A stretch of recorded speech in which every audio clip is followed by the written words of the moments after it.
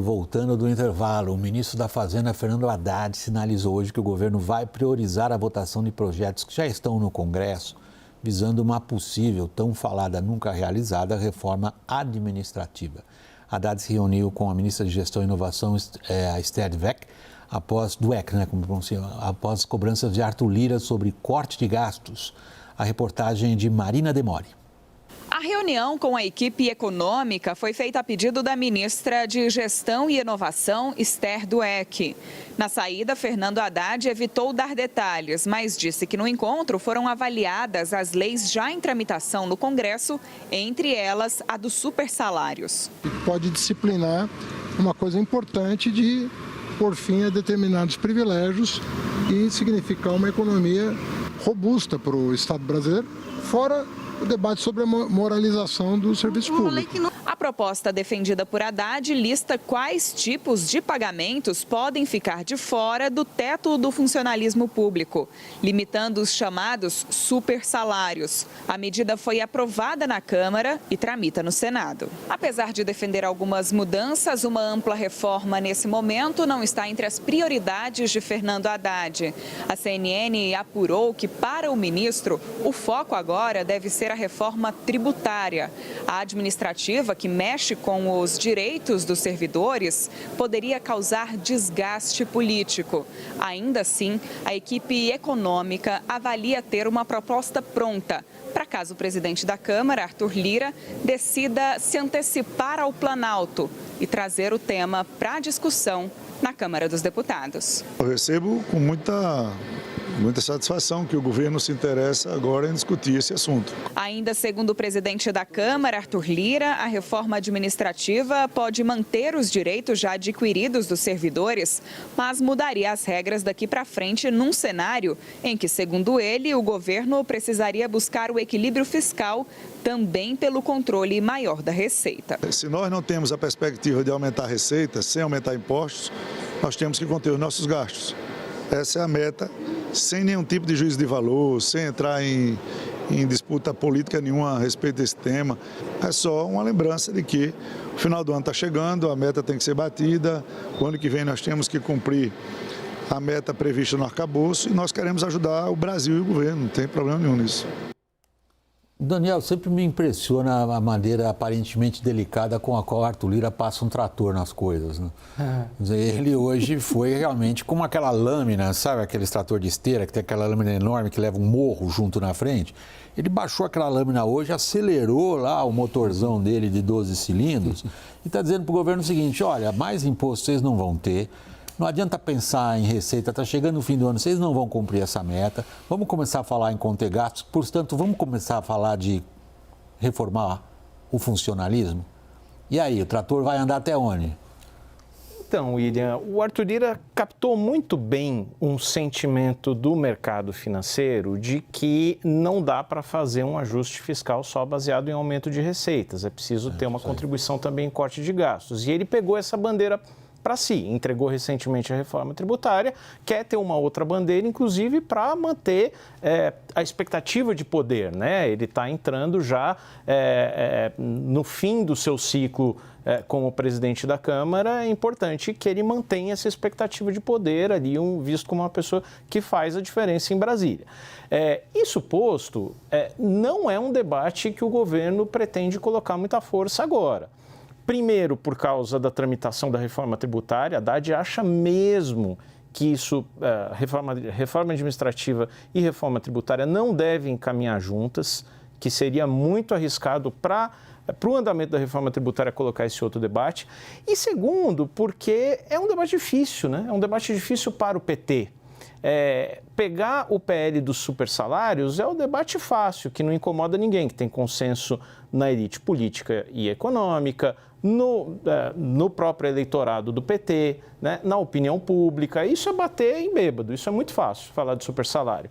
Agora, as medidas ali que poderiam estar numa reforma administrativa, aí, fim de licença-prêmio, fim de aposentadoria com remuneração, fim dos quinquênios que vira e mexe voltam ali, ou tem uma ameaça de voltar, avaliação por desempenho Tudo isso era um debate para ser feito antes de uma nova leva de concursos públicos que vai incorporar à máquina mais 8, 10 mil servidores no mínimo.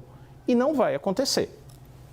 Qual é a chance política do Haddad conseguir, digamos, ele foi inteligente nesse sentido. Ele jogou ali uma granada de fumaça. A granada de fumaça é o super salário. Não, na reforma administrativa, mas aqui, ó, vamos mexer com um pouquinho.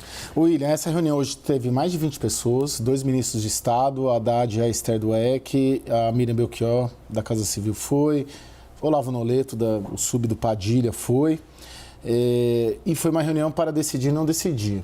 Né? Na verdade, essa de fato uma cortina de fumaça. A principal decisão da reunião foi uma rejeição à PEC 32, que é a PEC da reforma administrativa, que o Paulo Guedes apoiou, mas o que o Arthur Lira apoia também, e cujo relator é o Arthur Maia, que é o presidente da CPMI, braço direito também ali dentro do Arthur Lira. O que diz a PEC 32? Separei aqui bem brevemente.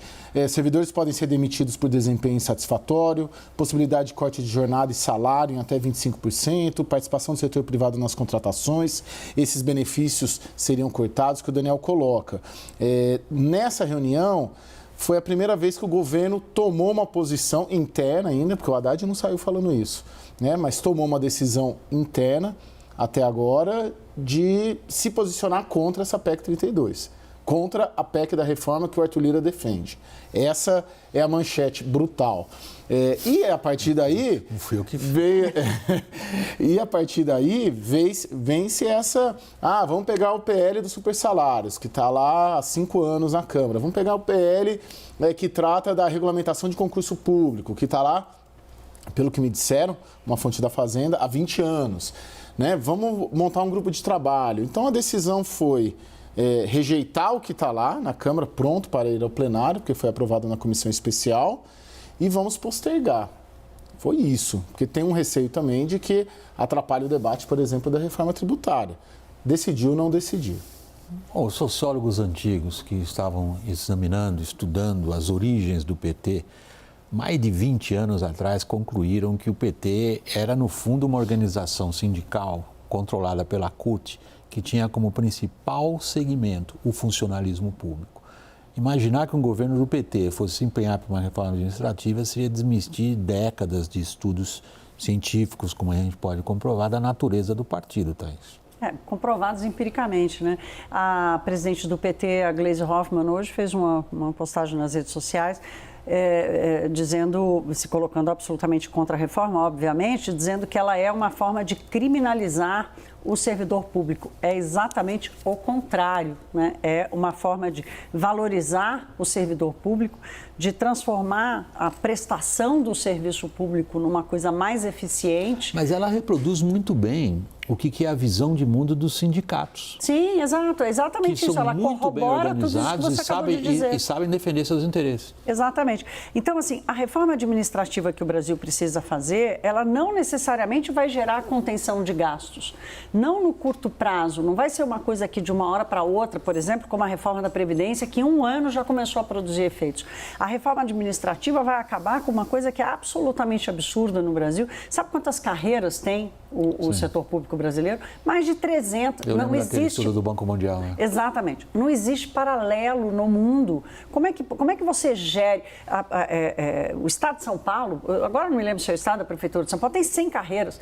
Como você gere um setor que tem 300 carreiras diferentes? Então, passa pela otimização das carreiras, pela otimização das carreiras individuais, né? O Brasil, o servidor público, ele começa e termina muito rapidamente, então ele chega no final da carreira muito rapidamente. Isso é um desestímulo para o aprendizado, para a continuidade. A estabilidade para carreiras que não são de Estado. Então, tem uma discussão aí que não tem nada a ver com criminalização, pelo contrário, e que no final das contas nós estamos dizendo da prestação de serviço para aquele que é o patrão do setor público. William, você falando disso, que tem mais de 300 carreiras, tem um cargo, se não me engano, dentro do Palácio do Planalto, que tem 26 palavras.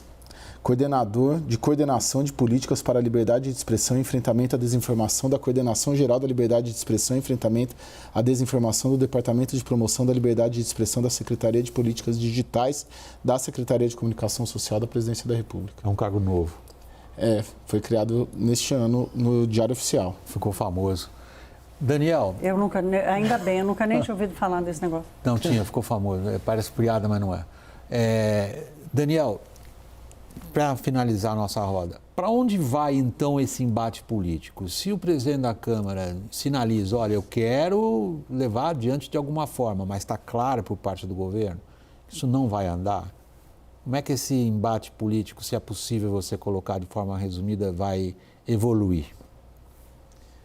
William, me parece que a estratégia, no fundo, Arthur Lira sabe que vai ser muito difícil isso ser colocado em votação, mas a estratégia ali é servir como um porta-voz do mercado, como um fiador de ajustes e, principalmente, plantar para colher mais adiante. Porque é o caso da reforma trabalhista, é o caso da reforma previdenciária, é o caso da reforma tributária.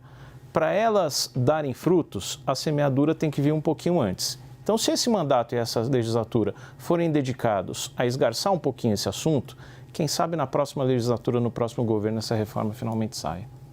Daniel, obrigado, boa noite. Você também. Thaís, muito obrigado, boa noite a você também. Me despeço dos colegas, pegam férias curtinhas até o comecinho da semana que vem e do nosso público. Essa edição do WW termina por aqui. Boa noite, até semana que vem.